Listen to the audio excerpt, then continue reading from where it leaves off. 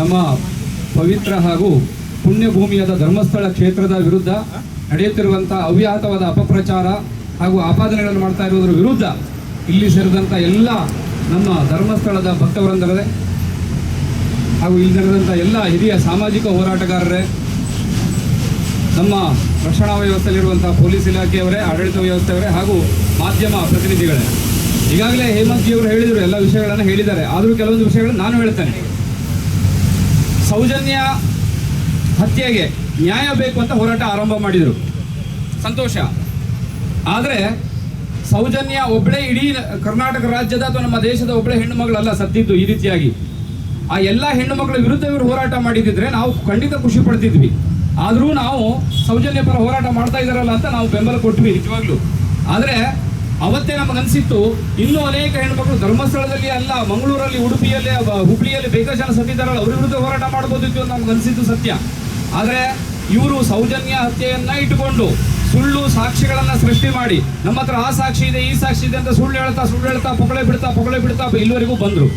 ಆದರೆ ಇವತ್ತು ನೇರವಾಗಿ ನಮ್ಮ ಕ್ಷೇತ್ರದ ಮೇಲೆ, ಅಲ್ಲಿಯ ನಮ್ಮ ಧರ್ಮದರ್ಶಿಗಳಾದಂಥ ನಮ್ಮೆಲ್ಲರ ಪೂಜ್ಯರಾದಂಥ ವೀರೇಂದ್ರ ಹೆಗಡೆಯವರ ಮೇಲೆ, ಅವರ ಕುಟುಂಬದ ಮೇಲೆ ಆಪಾದನೆ ಮಾಡಿದರು. ಒಂದು ವೇಳೆ ಅವರ ಕುಟುಂಬದವರ ಮೇಲೆ ಆಪಾದನೆ ಮಾಡಿದಾಗ ಅವರು ಸಾಕ್ಷಿಯನ್ನ ನೀಡಿದರು ಕೋರ್ಟಿಗೆ. ಅವರು ವಿದೇಶದಲ್ಲಿರುವಂಥ ಪಾಸ್ಪೋರ್ಟ್ಗಳನ್ನು ಕೂಡ ಕೊಟ್ಟಿದ್ರು. ಅಲ್ಲಿ ಆ ಸೀಲ್, ಇಲ್ಲಿಂದ ಹೊರಟ ಸೀಲು, ಅಲ್ಲಿ ರೀಚ್ ಆದದ್ದು ಎಲ್ಲದೂ ಇದ್ರೂ ಕೂಡ ಇವರು ಅದರನ್ನ ಪರಿಗಣನೆ ಮಾಡದೇನೆ ಅಪಪ್ರಚಾರ ಮುಂದುವರಿಸಿದ್ರು. ಇಲ್ಲಿ ನಮಗೆ ಒಂದು ಪ್ರಶ್ನೆ ಎದುರಾಗ್ತದೆ. ಧರ್ಮಸ್ಥಳ ಅನ್ನೋದು ನಮ್ಮ ಇಡೀ ರಾಜ್ಯಕ್ಕಲ್ಲ, ಇಡೀ ದೇಶಕ್ಕೆ ಪವಿತ್ರವಾದ ಕ್ಷೇತ್ರ, ಪುಣ್ಯಕ್ಷೇತ್ರ. ಇಲ್ಲಿ ಸುತ್ತಮುತ್ತ ಯಾವುದೇ ರೀತಿಯಾದಂಥ ಅನ್ಯ ಧರ್ಮೀಯರ, ಅಂದ್ರೆ ಮುಸ್ಲಿಂ ಧರ್ಮದಿರ್ಬೋದು, ಕ್ರಿಶ್ಚಿಯನ್ ಧರ್ಮದವರು ಇರ್ಬೋದು, ಅವರ ಯಾವುದೇ ಚಟುವಟಿಕೆಗಳಿಗೆ ಅವಕಾಶ ಆಗಲಿಲ್ಲ. ಮತಾಂತರ ಇರ್ಬೋದು, ಲವ್ ಜಿಹಾದ್ ಇರ್ಬೋದು, ಇಂತಹ ಒಂದು ಧರ್ಮದ್ರೋಹಿ ಕೆಲಸಗಳಿಗೆ ಅವಕಾಶ ಆಗ್ತಾ ಇಲ್ಲ. ನಮ್ಮ ಹಿಂದೂ ಧರ್ಮದ ಗಟ್ಟಿ ನೆಲೆಯಾಗಿ ಸ್ಥಾಪಿತ ಆಗಿದೆ. ಇಂತಹ ಒಂದು ಕ್ಷೇತ್ರದಲ್ಲಿ ಹೇಗೆ ಹೆಸರಾಳ ಮಾಡೋದು ಅಂತ ನಾವೆಲ್ಲ ನೋಡಿರ್ತೇವೆ. ಸಮೀರ್ ಹೇಳುವಂತ ಸಮೀರ್ MD, ಮೊಹಮ್ಮದ್ ಬಿನ್ ತುಗ್ಲಕ್ ಇರ್ಬೋದು ಅಥವಾ ಗೌರಿ, ಅವ್ರಿಗಿಂತಲೂ ನೀಚ ಅವನು ಅಜ್ಮೀರ್ ದುರ್ಗಕ್ಕೆ ಹೋಗ್ತಾನೆ. ಅಜ್ಮೀರ್ ದುರ್ಗ ನಿಮಗೆಲ್ಲ ಗೊತ್ತಿರ್ಬೋದು. ಅಜ್ಮೀರ್ ದುರ್ಗದಲ್ಲಿ 250 ಅಪ್ರಾಪ್ತ ಹೆಣ್ಣು ಮಕ್ಕಳನ್ನ ಹಾಳು ಮಾಡಿದಂತಹ ದರ್ಗಾ ಅದು ಅಜ್ಮೀರ್ ದರ್ಗಾ. ಅಲ್ಲಿ ಹೋದಾಗ ಬರ್ತ್ಡೇ ಆಚರಣೆ ಅಲ್ಲಿ ಮಾಡ್ಕೋತಾನೆ. ನಾವು ಕೇಳುವ ಪ್ರಶ್ನೆ, ಇಲ್ಲಿ ಸೌಜನ್ಯನಿಗೆ ನ್ಯಾಯ ಕೇಳುವಂತಹ ಸಮೀರ್ ಅಲ್ಲಿ ಅಜ್ಮೀರ್ದಲ್ಲಿ ನಡೆದಿರುವಂತಹ 250 ಅಪ್ರಾಪ್ತ ಹೆಣ್ಣು ಮಕ್ಕಳ ಅತ್ಯಾಚಾರದ ಬಗ್ಗೆ ಯಾಕೆ ಮಾತಾಡಲಿಲ್ಲ? ಹುಬ್ಬಳ್ಳಿಯಲ್ಲಿ ನಡೆದಂತ ನೇಹಾಳ ಹತ್ಯೆ ಆಯಿತು. 28 ಬಾರಿ ಚಾಕುವನ್ನು ಚುಚ್ಚಿ ಕೊಂದಿರ್ತಾನೆ, ಚಿತ್ರಹಿಂಸೆ ಕೊಟ್ಟು. ಆ ಒಂದು ಸಾವಿನ ಬಗ್ಗೆ ಯಾಕೆ ಹೋರಾಟ ಮಾಡಲಿಲ್ಲ ಸಮೀರ್? ಇಲ್ಲಿ ಬರ್ತಾನೆ ಸಮೀರ್ ಹೋರಾಟ ಮಾಡ್ಲಿಕ್ಕೆ. ಆಯ್ತು, ತಿಮರೋಡಿ ಮಹೇಶ್ ಶೆಟ್ಟಿ ಒಂದ್ ಕಡೆ ಯೂಟ್ಯೂಬ್ ಅಲ್ಲಿ ಹೇಳೋದು ನಮಗೆ ದಾಖಲೆ ಇದೆ. ಏನ್ ಹೇಳ್ತಾನೆ? ನನ್ನ ಹತ್ರ ಬೇಕಾದಷ್ಟು ಆಸ್ತಿ ದುಡ್ಡುಗಳು ಇದ್ದಿದ್ರೆ ಈ ಹೋರಾಟ ಎಲ್ಲ ಯಾರಿಗೆ ಬೇಕಾಗಿತ್ರಿ ಅಂತ. ಅಂದ್ರೆ ದುಡ್ಡು ಮಾಡೋ ಸಲುವಾಗಿ ಮಾಡ್ತಾ ಇರೋದು ಇದು. ಅವರು ದುಡ್ಡು ಮಾಡೋ ಸಲುವಾಗಿ ಮಾಡಿದ್ರೆ ಇವರು ಧರ್ಮದ್ರೋಹ ಮಾಡುವ ಕೆಲಸ ಮಾಡಿದ್ರೆ, ಅವರಿಗೆ ಧರ್ಮ ಬೇಕು, ಇವರಿಗೆ ದುಡ್ಡು ಬೇಕು. ಹಾಗಾಗಿ ನಮ್ಮ ಹಿಂದೂಗಳನ್ನೇ ಎತ್ತಿ ಕಟ್ಟಿ ಈ ರೀತಿಯಾದಂತಹ ಒಂದು ಆಪಾದನೆಗಳನ್ನ ಮಾಡ್ತಾ ಇದ್ದಾರೆ. ಪರಮ ಪೂಜ್ಯ ಕಾವಂದರ ಸೇವೆಗಳನ್ನ ಶ್ಲಾಘಿಸಬೇಕು ನಾವು. ಯಾಕಂತಂದ್ರೆ ಇಡೀ ನಮ್ಮ ಕರ್ನಾಟಕದಲ್ಲಿ ಲಕ್ಷಾಂತರ ಜನರಿಗೆ ಉದ್ಯೋಗಗಳನ್ನ ಕೊಟ್ಟಂತೆ ಕೀರ್ತಿ ಅವರಿಗೆ ಸಲ್ತದೆ. ಅದೇ ರೀತಿಯಲ್ಲಿ ಲಕ್ಷಾಂತರ ಕುಟುಂಬಗಳನ್ನ ಒಂದು ಸ್ವಾವಲಂಬಿಯಾಗಿ ಬದುಕಲಿಕ್ಕೆ ಅವಕಾಶ ಮಾಡಿಕೊಂಡಂತ ಕೀರ್ತಿ ಯಾರಿಗಾದ್ರೂ ಇದ್ರೆ ಅದಕ್ಕೆ ವೀರೇಂದ್ರ ಹೆಗಡೆ ಅವರಿಗೆ ಸಲ್ಲಬೇಕು. ಬರೀ ಸುಮ್ಮನೆ ಅವರನ್ನ ಗುರುತಿಸಿ ರಾಜ್ಯಸಭೆ ಸದಸ್ಯರ ಮಾಡುವುದು ಅಥವಾ ಪದ್ಮಭೂಷಣ ಪ್ರಶಸ್ತಿಯನ್ನು ಕೊಡಲಿಲ್ಲ ಸರ್ಕಾರ. ಅವರ ಈ ಸೇವೆಯನ್ನ ಗಮನಿಸಿ ಕೊಟ್ಟಿದ್ದಾರೆ. ಈ 50 ವರ್ಷಗಳಿಂದ ಅವರು ಅಲ್ಲಿ ಸೇವೆ ಮಾಡ್ಕೊಂಡು ಬರ್ತಾ ಇದ್ದಾರೆ. ಮೊನ್ನೆ ಒಂದು ಹೆಣ್ಣು ಮಗಳು ಯೂಟ್ಯೂಬ್ ಅಲ್ಲಿ ಹೇಳ್ತಾ ಇದ್ಲು, ನನಗೆ ವಿದ್ಯೆ ಕಲಿಲಿಕ್ಕೆ ದುಡ್ಡು ಇಲ್ಲದೆ ಇದ್ದಾಗ ನಾವು ಪೂಜ್ಯರ ಹತ್ರ ಹೋಗಿ ಕೈ ಒಡ್ಡಿ ಬೇಡದಾಗ ನನ್ನ ಎಜುಕೇಶನ್ ಮುಗಿಯುವವರೆಗೂ ಅವರು ನಿಂತು ನನಗೆ ಸಹಕಾರ ಕೊಟ್ಟರು. ಇವತ್ತು ನಾನು ಒಬ್ಬ ಎಂಜಿನಿಯರ್ ಆಗಿದ್ದೇನೆ, ಅದಕ್ಕೆ ಧರ್ಮಸ್ಥಳ ಕಾರಣ ಅಂತ ಹೇಳ್ತಾ ಇದ್ದಾಳೆ. ಇಂತಹ ಒಂದು ಸೇವೆಯನ್ನು ಮಾಡ್ತಾ ಇರುವಂತಹ ಕ್ಷೇತ್ರ ಅದು ಅಲ್ಲದೇನೆ ಎಷ್ಟೋ ಜನ ಕ್ಯಾನ್ಸರ್ ಪೀಡಿತರು, ಬೇರೆ ಬೇರೆ ರೋಗಗಳಿಂದ ತುತ್ತಾದವರು, ದುಡ್ಡು ಇಲ್ಲದೆ ಇದ್ದಾಗ ಆಗಿನ ಕಾಲದಲ್ಲಿ, ಈಗ ಬಿಡಿ ಆಯುಷ್ಮಾನ್ ಕಾರ್ಡ್ ಅದು ಬೇರೆ ಬೇರೆ ಗವರ್ಮೆಂಟ್ ಸವಲತ್ತು ಬಂದಿದೆ. ಆಗಿನ ಕಾಲದಲ್ಲಿ ದುಡ್ಡು ಇಲ್ಲದೆ ಇದ್ದಾಗ ವೀರೇಂದ್ರ ಹೆಗಡೆ ಅವರ ಹತ್ರ ಹೋಗಿ ಮಂಡಿಯೂರು ಕೂತಾಗ ಅವರು ಅವರಿಗೆ ರೋಗಕ್ಕೆ ಬೇಕಾದಷ್ಟು ದುಡ್ಡನ್ನು ಕೊಟ್ಟು ಸಹಕಾರ ಕೊಟ್ಟಂತ ವ್ಯಕ್ತಿತ್ವ ವೀರೇಂದ್ರ ಹೆಗಡೆ ಅವರದು. ಅದು ಬೇಡ ರೀ, ಧರ್ಮಸ್ಥಳ ಸುತ್ತಮುತ್ತ ಇರುವಂತಹ ಅನೇಕ ಗುಡಿ ಮಂದಿರಗಳನ್ನ ಹಾಳು ಬಿದ್ದಾಗ ಅದಕ್ಕೆ ಜೀರ್ಣೋದ್ಧಾರಕ್ಕೆ ಲಕ್ಷಾಂತರ ರೂಪಾಯಿ ಕೊಟ್ಟವರು ವೀರೇಂದ್ರ ಹೆಗಡೆ ಅವರು. ಇದು ಕೇವಲ ಧರ್ಮಸ್ಥಳದ ಸುತ್ತಮುತ್ತ ಇರುವಂತದ್ದಲ್ಲ, ಇಡೀ ರಾಜ್ಯದಲ್ಲಿ ಯಾವ್ದಾದ್ರು ದೇವಸ್ಥಾನ ಕಟ್ಟಬೇಕು, ದೇವಸ್ಥಾನ ಜೀರ್ಣೋದ್ಧಾರ ಮಾಡಬೇಕು ಅಂತ ಹೇಳಿದ್ರೆ ಅವ್ರ ಹತ್ರ ಹೋಗ್ತಿದ್ರು. ಅವರು 50,000ದಿಂದ ಹಿಡಿದು 1 ಲಕ್ಷದವರೆಗೆ ಶಕ್ತಿಯಾನುಸಾರ ಕೊಟ್ಟಂತ ದಾಖಲೆಗಳಿದೆ. ನೀವು ಯಾವ್ದಾದ್ರು ದೇವಸ್ಥಾನಕ್ಕೆ ಹೋದ್ರೆ ನೋಡಬಹುದು ಬೋರ್ಡ್ ನಲ್ಲಿ ಧರ್ಮಸ್ಥಳ ದೇವಸ್ಥಾನದಿಂದ ಬಂದಂತ ದೇಣಿಗೆ ಅಂತ ಬೋರ್ಡ್ ಇರುತ್ತೆ. 50,000, 75,000, 1 ಲಕ್ಷ. ಇದು ಯಾರು ಮಾಡಿದಾರೆ ಸ್ವಾಮಿ? ಇದನ್ನ ಯಾವ್ದಾದ್ರು ಸರ್ಕಾರ ಮಾಡಿದ್ಯಾ? ನಾವು ಕೇಳ್ಬೇಕಲ್ವಾ? ಜೊತೆಗೆ ತಿಮಿರೋಡಿ ಮಹೇಶ್ ಶೆಟ್ಟಿ ಈ ಒಂದು ಸೌಜನ್ಯದ ಹೋರಾಟ ಮಾಡುವ ಪೂರ್ವದಲ್ಲಿ ಅವನ ಆಸ್ತಿ ಎಷ್ಟಿತ್ತು, ಅವ್ರ ಬ್ಯಾಂಕ್ ಬ್ಯಾಲೆನ್ಸ್ ಎಷ್ಟಿತ್ತು ತನಿಖೆ ಮಾಡ್ರಿ. ಈಗ ಕೋಟ್ಯಾಂತರ ರೂಪಾಯಿ ಬೆಲೆ ಬಾಳ್ತಾನ ಅವನು. ಸಮೀರ್ ಚೆಕ್ ಮಾಡ್ರಿ. ಈಗ ಮೊನ್ನೆ ಬೆಳಗಾವಿಯಲ್ಲಿ ಒಂದು ಮಸೀದಿಯಲ್ಲಿ 5 ವರ್ಷದ ಮಗುವಿನ ಮೇಲೆ ಒಬ್ಬ ಮೌಲ್ವಿ ಅತ್ಯಾಚಾರ ಮಾಡ್ತಾನೆ. ಅದರ ವಿರುದ್ಧ ಸಮೀರ್ ಧ್ವನಿ ಎತ್ತದ್ನ. ಅವನ ಮನೆಯ ಬಾಗಿಲಿನಲ್ಲಿ ಅವನ ಕಾಲು ಬುಡದಲ್ಲಿ ಕುಂಬಳಕಾಯಿ ಕೊಳೆತು ಬೀಳ್ತಾ ಇದೆ. ಬೇರೆಯವ್ರ ಮನೆ ಬಾಗಿಲಿನ ಸಾಸಿವೆ ಕಾಳು ಎಕ್ಲಿಕ್ಕೆ ಹೋಗ್ತಾನೆ ಇವನು. ಇದೆಲ್ಲವನ್ನ ಸರ್ಕಾರ ಗಮನಿಸಬೇಕಾಗಿತ್ತು. ಗಮನಿಸಿ ಅವರ ಮೇಲೆ ಸಮಾಜ ದ್ರೋಹಿ ಚಟುವಟಿಕೆಗಳು, ಸಮಾಜದ ಸ್ವಾಸ್ಥ್ಯವನ್ನು ಹಾಳು ಮಾಡುವಂತಹ ಒಂದು ಕೆಲಸ ಮಾಡ್ತಾ ಇದ್ದಾರೆ. ಇನ್ನು ಮುಂದೆ ಇದು ಕೋಮುಗಲೆಗೆ ಹೋದ್ರೂ ಆಶ್ಚರ್ಯ ಇಲ್ಲ, ಕೋಮುಗಲಭೆಗೆ ಹೋದ್ರೂ ಆಶ್ಚರ್ಯ ಇಲ್ಲ. ಯಾಕಂದ್ರೆ ನಮ್ಮ ಧರ್ಮದ ಮೇಲೆ ಅಟ್ಯಾಕ್ ಮಾಡ್ತಾ ಇದ್ದಾರೆ. ಇದು ಕೇವಲ ಧರ್ಮಸ್ಥಳದ ಮೇಲೆ ಮಾತ್ರ ನಡೆದಂತ ಅಟ್ಯಾಕ್ ಅಲ್ಲ. ಇದು ಕಂಚಿ ಸ್ವಾಮಿಗಳ ಮೇಲೆ ಆಕ್ರಮಣ ಮಾಡಿದ್ರು, ಆಪಾದನೆ ಮಾಡಿದ್ರು. ರಾಘವೇಶ್ವರ ಭಾರತಿ ಸ್ವಾಮಿಗಳು ಅಶೋಕ್ ಅವರ ಮೇಲೆ ಆಪಾದನೆ ಮಾಡಿದ್ರು. ಅಯ್ಯಪ್ಪ ಸ್ವಾಮಿ ಸನ್ನಿಧಿಯಲ್ಲಿ ಹೆಣ್ಣು ಮಕ್ಕಳಿಗೆ ಯಾಕೆ ಅವಕಾಶ ಕೊಡೋದಂತ ಮುಸ್ಲಿಂ ಹೋರಾಟ ಮಾಡ್ತಾರೆ. ಅವಶ್ಯಕತೆ ಇದೆಯಾ ನಮಗಿದು? ಇಂತಹ ಒಂದು ನಮ್ಮ ಧರ್ಮದ ಮೇಲೆ ಅಟ್ಯಾಕ್ ಮಾಡುವಂತವರನ್ನ ಸಮಾಜ ದ್ರೋಹಿಗಳು ಅಂತ, ಸಮಾಜದ ಸ್ವಾಸ್ಥ್ಯವನ್ನು ಹಾಳು ಮಾಡ್ತಾ ಇರುವಂತಹ ವ್ಯಕ್ತಿಗಳು ಅಂತ ಗುರುತಿಸಿ ಅವರನ್ನ ಸರ್ಕಾರ ಮತ್ತು ಪೊಲೀಸ್ ಇಲಾಖೆ ಅವರನ್ನ ತನಿಖೆಗೆ ಒಳಪಡಿಸಬೇಕು, ಮತ್ತೆ ಗಲ್ಲಿ ಶಿಕ್ಷೆಯನ್ನು ಕೊಡಬೇಕು ಅವರಿಗೆ. ಯಾಕಂದ್ರೆ ಇನ್ನಂತವರು ಮುಂದೆ ಇಂಥ ತಪ್ಪು ಮಾಡಬಾರದು. ಯಾಕಂದ್ರೆ ಇಂಥವರನ್ನ ಬೆಳಿಲಿಕ್ಕೆ ಬಿಟ್ರೆ ಇಂಥವ್ರು ಸಾವಿರಾರು ಜನ ಮುಂದೆ ಬೆಳೀತಾರೆ.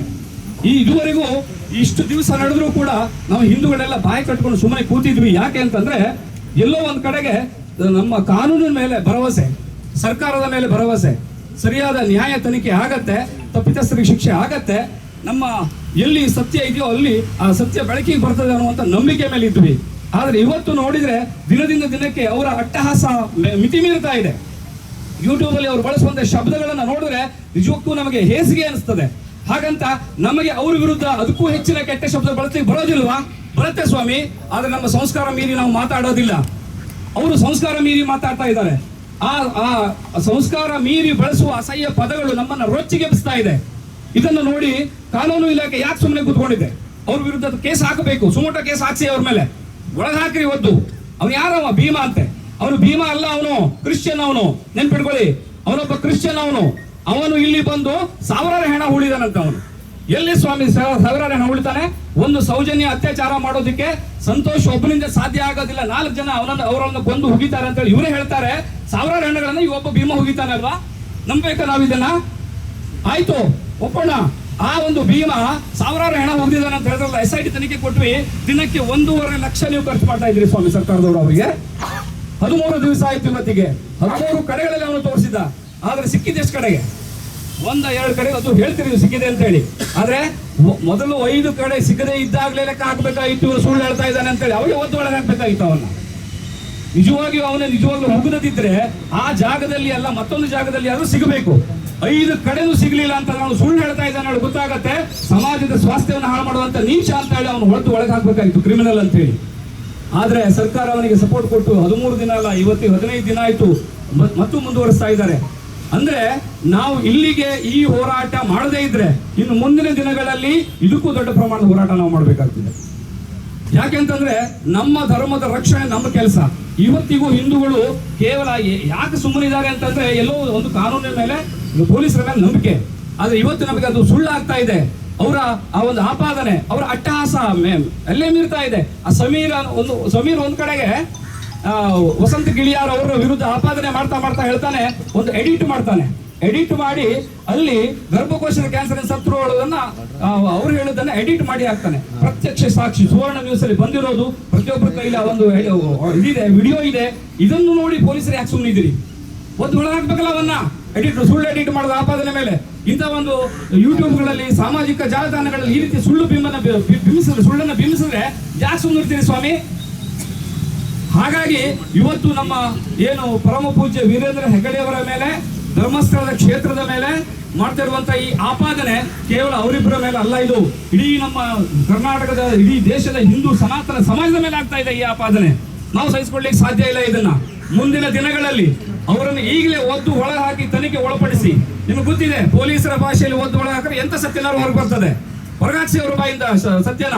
ತಿಮರೋಡಿ ಮಹೇಶ್ ಶೆಟ್ಟಿಗೆ 67 ಲಕ್ಷ, 41 ಲಕ್ಷ, 41 ಲಕ್ಷ, ಹೀಗೆ ಕೋಟ್ಯಾಂತರ ರೂಪಾಯಿ ಅವನ ಅಕೌಂಟಿಗೆ ಜಮಾ ಆಗಿದೆ. ಎಲ್ಲಿಂದ ಬಂತು ನೋಡ್ರಿ, ಯಾಕೆ ಬಂತು ನೋಡ್ರಿ. ಅದು ಜೊತೆಗೆ ಒಬ್ಬ ತಮಿಳುನಾಡಿನ MP ನಮ್ಮ ಸನಾತನ ಧರ್ಮ ದರಿದ್ರ ಧರ್ಮ ಅಂತ ಹೇಳ್ತಾನೆ. ಅವನು ಬಂದು ಇಲ್ಲಿ ಧರ್ಮಸ್ಥಳದಲ್ಲಿ ಈಗಾಗಲೇ ಒಂದು 4 ತಿಂಗಳಿಂದ ಕೆಲವು ಕಡೆ ಅಲ್ಲಲ್ಲಿ ಕಾರ್ನರ್ ಬೈಠಕನ್ನ ಮಾಡಿ ನಮ್ಮ ಧರ್ಮದ ವಿರುದ್ಧ ದಂಗೆ ಹೇಳುವಂತಹ ಒಂದು ಮೀಟಿಂಗ್ ಮಾಡಿ ಹೋಗಿದ್ದಾರೆ ಹೇಳುವಂತಹ ಸೂಚನೆ ನಮಗೆ ಸಿಕ್ಕಿದೆ. ಅದ್ರ ವಿರುದ್ಧನೂ ತನಿಖೆ ಆಗಲಿ. ಕಮ್ಯುನಿಸ್ಟ್ಗಳು ಮುಂಚೆ ಅಲ್ಲಿ DC ಇದ್ರು, ಅಲ್ಲಿ ಎಲ್ಲ ಆ ಒಂದು ಕಾಂಟ್ಯಾಕ್ಟ್ ಅನ್ನ ಬಳಸ್ಕೊಂಡು ಅಲ್ಲಿಯ ನಮ್ಮ ವಿರುದ್ಧ ಒಂದು ದಂಗೆ ಹೇಳುವಂತ ಪರಿಸ್ಥಿತಿಯನ್ನು ನಿರ್ಮಾಣ ಮಾಡಿದ್ದಾರೆ. ಅವ್ರ ವಿರುದ್ಧ ತನಿಖೆ ಆಗಲಿ, ಅವ್ರನ್ನ ಒಳಗೆ ಹಾಕ್ರಿ. ಹೀಗೆ ನಾವು ಹಿಂದೂಗಳು ಸುಮ್ಮನಿರ್ತೇವೆ ಅಂದ್ರೆ ಹೇಡಿಗಳು ಅಂತ ಅರ್ಥ ಅಲ್ಲ ಸ್ವಾಮಿ. ಎಲ್ಲೋ ಒಂದ್ ಕಡೆ ಕಾನೂನಿಗೆ ಗೌರವ ಕೊಟ್ಟು ಸಮಾಜದ ಸ್ವಾಸ್ಥ್ಯ ಹಾಳಾಗದೆ ಇರ್ಲಿ ಅಂತ ನಾವು ಸುಮ್ಮನೆ ಇದ್ದೇವೆ ಬಿಟ್ರೆ, ನಾವು ದಂಗೆ ಇದ್ರೆ ಇವ್ರು ಯಾರು ನಮಗೆ ತಾಗೋದಿಲ್ಲ. ಆದರೆ ದಂಗೆ ಏಳುವ ಹಾಗೆ ನಮ್ಮನ್ನ ರೊಚ್ಚಿಗೆಬ್ಬಿಸುವಂತಹ ಮಾತುಗಳನ್ನ, ರೊಚ್ಚಿಗೆಬ್ಬಿಸುವಂತಹ ಹೇಳಿಕೆಗಳನ್ನ, ಭಾಷೆಗಳನ್ನ ಅವರು ಬರೆಸ್ತಾ ಇದ್ದಾರೆ. ಅವರು ಅದನ್ನ ನೀವು ಎಂಟರ್ಟೈನ್ ಮಾಡಿದ್ರೆ ಸರ್ಕಾರದವರು ಮತ್ತು ಆಡಳಿತ ವ್ಯವಸ್ಥೆ ಮುಂದಿನ ದಿವಸ ಕಾನೂನು ಮತ್ತು ವ್ಯವಸ್ಥೆ ಹಾಳಾಗ್ಲಿಕ್ಕಿದೆ. ಯಾಕೆಂದ್ರೆ ಅವರು ಹಾಳಾಗಬೇಕು ಅಂತಾನೆ ಅವರು ಬಯಸ್ತಾರೆ. ಅದನ್ನ ನೀವು ಪ್ರೋತ್ಸಾಹ ಕೊಟ್ರೆ ಮುಂದಿನ ದಿವಸ ಬಹಳ ಕಷ್ಟ ಆಗ್ಬಹುದು ರಾಜ್ಯವನ್ನು ಕಂಟ್ರೋಲ್ ಮಾಡುವುದು. ಹಾಗಾಗಿ ಇವತ್ತು ನಾವು ವಿನಂತಿ ಮಾಡ್ಕೋತಾ ಇದ್ದೇವೆ, ಇದು ಒಂದು ಸಾಂಕೇತಿಕವಾದ ಧರಣಿ ನಮ್ಮದು. ಮುಂದಿನ ದಿವಸದಲ್ಲಿ ಇಡೀ ಕರ್ನಾಟಕ ರಾಜ್ಯದ ಮೂಲೆಯಲ್ಲಿ ಈ ರೀತಿ ಹೋರಾಟ ಆರಂಭವಾದ್ರೆ ನಿಮಗೆ ಬಹಳ ಕಷ್ಟ ಆಗಬಹುದು. ಇವತ್ತೇ ಅಂತ ಕ್ರಿಮಿನಲ್ಸ್ ಗಳನ್ನ ಒದ್ದೊಳಗೆ ಹಾಕಿ, ನಿಮಗೂ ಗೊತ್ತಿದೆ ಅವರು ಕ್ರಿಮಿನಲ್ಸ್, ಅವ್ರು ಮಾಡ್ತಿರುವಂತಹ ಆಪಾದನೆಗಳು ಸುಳ್ಳು ಅನ್ನೋ ನಿಮಗೂ ಗೊತ್ತಿದೆ. ಆದ್ರೆ ಇದು ನಾ ಹೇಳಿದ್ರೆ ಇವತ್ತು ನಮ್ಮ ಧಾರ್ಮಿಕ ಕೇಂದ್ರಗಳ ಮೇಲೆ, ಮಂದಿರಗಳ ಮೇಲೆ, ಗುಡಿಗಳ ಮೇಲೆ, ಅಥವಾ ನಮ್ಮ ಏನು ಸಾಮಾಜಿಕವಾಗಿ ಹೋರಾಟ ಮಾಡ್ತಾರೆ ಹಿಂದೂ ಧರ್ಮದ ಪರವಾಗಿ, ಅವ್ರ ವಿರುದ್ಧವೇ ಹೋರಾಟ ನಡೀತಾ ಇದೆ ಅವ್ರದ್ದು. ಹಾಗಾಗಿ ನಾವು ಇವತ್ತು ನಿಮ್ಮ ಹತ್ರ ರಿಕ್ವೆಸ್ಟ್ ಮಾಡ್ತಾ ಇದ್ದೇವೆ, ಬೇಡ್ಕೊಳ್ತಾ ಇದ್ದೇವೆ, ವಿನಂತಿ ಮಾಡ್ಕೊಳ್ತಾ ಇದ್ದೇವೆ. ಯಾಕೆ ಅಂತಂದ್ರೆ ಮುಂದಿನ ದಿವಸದಲ್ಲಿ ಇಡೀ ಸಮಾಜ ಚೆನ್ನಾಗಿರಬೇಕು. ನಾವು ಸರ್ವೇ ಜನ ಸುಖಿನೋ ಭವಂತು ಹೇಳಿದಂತ ಸನಾತನ ಧರ್ಮ ನಮ್ಮದು, ವಸುದೈವ ಕುಟುಂಬಕಂ ಹೇಳಿದಂತ ಸನಾತನ ಧರ್ಮ ನಮ್ಮದು. ಯಾರನ್ನು ಹಾಳು ಮಾಡಿ ಅಂತ ಎಲ್ಲೂ ಹೇಳಲಿಲ್ಲ ನಾವು.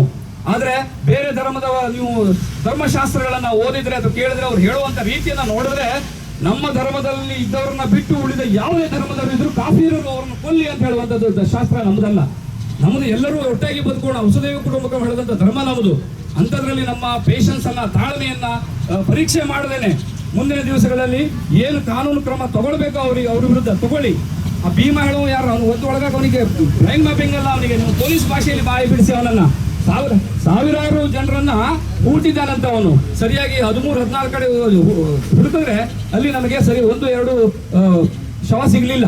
ಜೊತೆಗೆ ಧರ್ಮಸ್ಥಳ ಹೇಳುವಂಥದ್ದು ಮಹಾದೊಡ್ಡ ಕ್ಷೇತ್ರ, ಅಲ್ಲಿ ಲಕ್ಷಾಂತರ ಜನರು ಭಕ್ತರು ಬರ್ತಾರೆ ಹೋಗ್ತಾರೆ.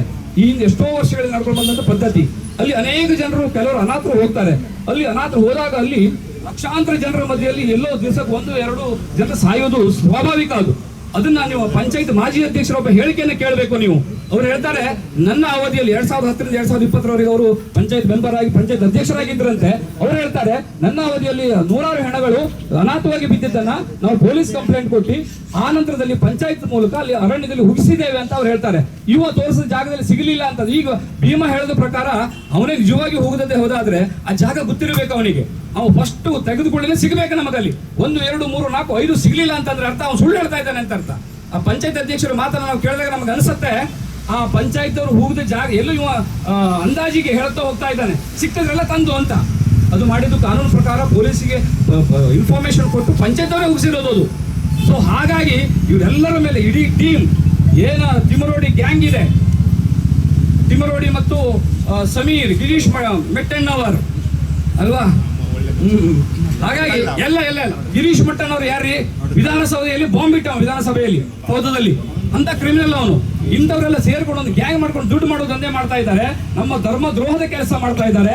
ಇವರನ್ನ ಕ್ಷಮಿಸುವ ಪ್ರಶ್ನೆನೂ ಇಲ್ಲ. ಇವರು ಮುಂದಿನ ದಿವಸದಲ್ಲಿ ಕಾನೂನು ಪ್ರಕಾರ ಅವ್ರನ್ನ ಒದ್ದು ಒಳಗಾಕಿ ಅವ್ರಿಗೆ ಶಿಕ್ಷೆ ಕೊಡದೇ ಇದ್ರೆ ಜನರಿಗೆ ಶಿಕ್ಷೆ ಕೊಡ್ತಾರೆ ಸ್ವಾಮಿ. ಯಾಕಂದ್ರೆ ಜನರು ತಿರುಗಿ ಬಿದ್ರೆ ನಿಮ್ಮ ಹತ್ರ ಯಾರ ಹತ್ರ ಕಂಟ್ರೋಲ್ ಮಾಡ್ಲಿಕ್ಕೆ ಆಗೋದಿಲ್ಲ. ಇವತ್ತುವರೆಗೂ ಶಾಂತವಾಗಿದ್ದಾರೆ ಅಂತಂದ್ರೆ ನೀವು ಅವ್ರನ್ನ ಅಪ್ರಿಷಿಯೇಟ್ ಮಾಡಬೇಕು ನಮ್ಮ ಹಿಂದೂಗಳನ್ನ. ಹಾಗಾಗಿ ಇದು ಕೇವಲ ಧರ್ಮದ ಪ್ರಶ್ನೆ ಒಂದೇ ಅಲ್ಲ, ನಮ್ಮ ಸಮಾಜ ಸ್ವಾಸ್ಥ್ಯದ ಪ್ರಶ್ನೆ ಕೂಡ ಆಗಿದೆ. ಹಾಗಾಗಿ ಮುಂದಿನ ದಿವಸಗಳಲ್ಲಿ ಎಲ್ಲ ಅವರ ಕ್ರಿಮಿನಲ್ ಆಕ್ಟಿವಿಟೀಸ್, ಅವ್ರ ಯೂಟ್ಯೂಬ್ಗಳನ್ನು ನೋಡಿದ್ರೆ ಗೊತ್ತಾಗುತ್ತೆ ನಿಮಗೆ, ಅವರೆಲ್ಲ ಕ್ರಿಮಿನಲ್ ಆಕ್ಟಿವಿಟೀಸು ನಮ್ಮ ಧರ್ಮದ್ರೋಹದ ಕೆಲಸದ ವಿರುದ್ಧ, ನಮ್ಮ ಕ್ಷೇತ್ರದ ವಿರುದ್ಧ ಮಾಡ್ತಿರುವಂತಹ ಯಾಪಾದನೆಗಳು ಎಲ್ಲ, ಮತ್ತು ಅವ್ರಿಗೆ ಅಕ್ರಮವಾಗಿ ಗಳಿಸಿದಂತ ಹಣ, ಇದೆಲ್ಲದರ ವಿರುದ್ಧ ನೀವು ತನಿಖೆ ಮಾಡಬೇಕು. ತಕ್ಷಣ ಅವರಿಗೆ ಗಲ್ಲಿ ಶಿಕ್ಷೆಯನ್ನೇ ಕೊಡಬೇಕು. ನಾವು ಆಗ್ರಹ ಮಾಡೋದು ಇಂಥವ್ರು ಮುಂದೆ ಇರಬಾರ್ದು ಮತ್ತು ಮುಂದೆ ಹುಟ್ಕೊಳ್ಳಬಾರ್ದು. ಏನೋ ಸಣ್ಣ ಪುಟ್ಟ ಶಿಕ್ಷೆ ಕೊಟ್ಟು ಬಿಟ್ಬಿಟ್ರೆ ಅವ್ರಿಗೆ ಅದೊಂದು ದೊಡ್ಡ ಆಧಾರ ಆಗುತ್ತೆ. ಏನ್ರಿ ನಾನು ಕೋಟ್ಯಾಂತರ ರೂಪಾಯಿ ದುಡ್ಡು ಮಾಡಿದೆ, 1 ವರ್ಷ 2 ವರ್ಷ ಜೈಲು ಮಾಡ್ಕೊಂಡು ಬಂದ್ರೆ ಹಂಗೇನಾಗಿದೆ ಅಂತ ಕೇಳ್ಬಿಟ್ರೆ ಉಳಿದ 100 ಜನ ಅಂತ ರೆಡಿ ಆಗ್ತಾರೆ. ಹಾಗಾಗಿ ಅವರಿಗೆ ಗಲ್ಲಿ ಶಿಕ್ಷಣೆ ಆಗಬೇಕು ಅಂತ ಆಗ್ರಹಿಸಿ ಸಮಸ್ತ ನಮ್ಮ ಧರ್ಮಸ್ಥಳದ ಭಕ್ತರ ವೃಂದ ಪರವಾಗಿ ಬೇಡ್ಕೊಳ್ತಾ ಇದ್ದಾರೆ. ಧನ್ಯವಾದಗಳು.